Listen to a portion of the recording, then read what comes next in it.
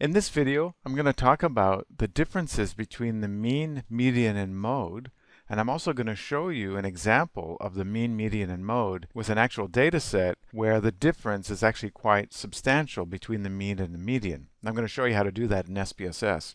So first thing I'm going to mention is that the mean, median, and mode will actually be the same value only when the distribution of data is symmetric. And another way to say that is it's a normal distribution. And I'm going to talk about a normal distribution in more detail in another video. But the word symmetric is good enough to understand this concept that the mean and median will be exactly the same value and the mode will be the same value when the data are symmetric. As soon as you deviate from symmetry in the shape of the distribution, the mean and the median and the mode will start to deviate from each other. They'll become different. And for positively skewed distributions, the mean will tend to be larger than the median. And for negatively skewed distributions, the mean will tend to be smaller than the median.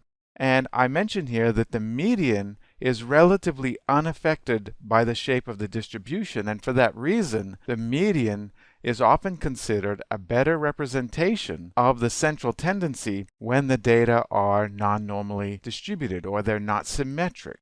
And a really good example of that is annual earnings. When researchers measure annual earnings from people based on their own self-reports or based on actual income tax submissions, those sorts of things, you will find very substantial differences or meaningful differences between mean annual salary and median annual salary. And the example I describe in the textbook is relevant to an actual study, very large-scale study, where they measured annual earnings amongst thousands of people. And I write in the textbook that you'll see a pretty big difference between mean and median annual earnings. And I write in the textbook that understanding where you earn money relative to others is something people are usually very interested in. And if you want to know how you measure up relative to a typical person, you're really better off looking at the median rather than the mean. So let's look at that in SPSS, go into frequencies. And annual earnings goes into the variables box, and we click on statistics, and we have mean, median, and mode, and click continue. And I also want a histogram because I've shown you how to do a histogram before. We'll look at it again with a real data file. I don't want frequency tables though. So let's click OK and see what SPSS generates for us. Let's look at the distribution first. This looks a bit different than what I provided in the textbook because I've cleaned it up in the textbook. I'm not going to clean it up here. This is the same visual depiction, the histogram of earnings. And we can see here what? We can see a very positively skewed distribution with the tail to the right side of the histogram. And correspondingly, we find a difference between mean earnings and median earnings. So mean U.S. earnings in 2013, based on people reporting their earnings in 2013, was $38,000 roughly, and the median is $32,000.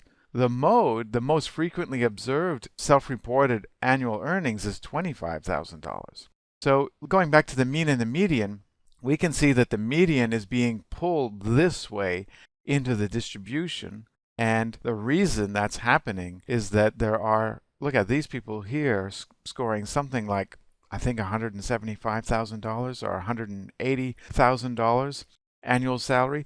This scale actually had a maximum that you could report. So it wasn't in free form that people reported their salary. Some people were earning more than $200,000 a year, but they couldn't report that because they were stuck at 180 or whatever it was. And you can see that there's kind of another mode appearing here. It's almost bimodal, but really this is a ceiling effect. And it's obscuring even more the difference between mean and median. It would actually be, who knows, 42,000, 43,000 if we looked at the mean.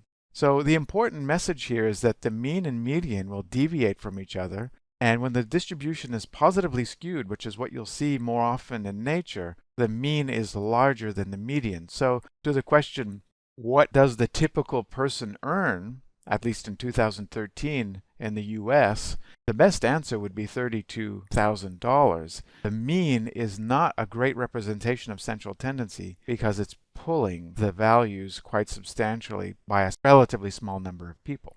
So that's the difference between the mean, median, mode exemplified with a data file measuring annual salary. and I calculated the values in SPSS to show the demonstration.